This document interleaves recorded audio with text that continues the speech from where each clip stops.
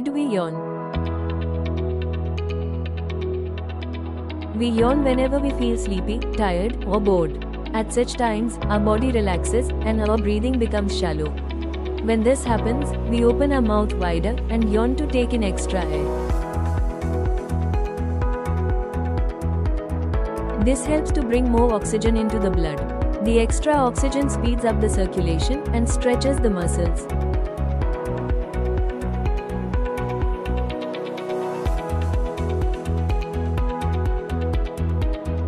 Yawning also moves more carbon dioxide out of the blood.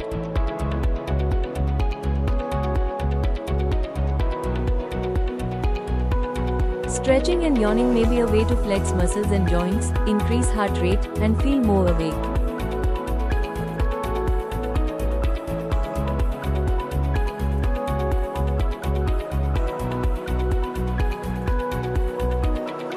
On a lighter note, yawning seems to be contagious.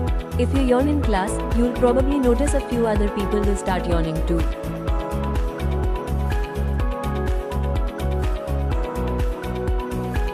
Did you know, even thinking about yawning can get you yawning?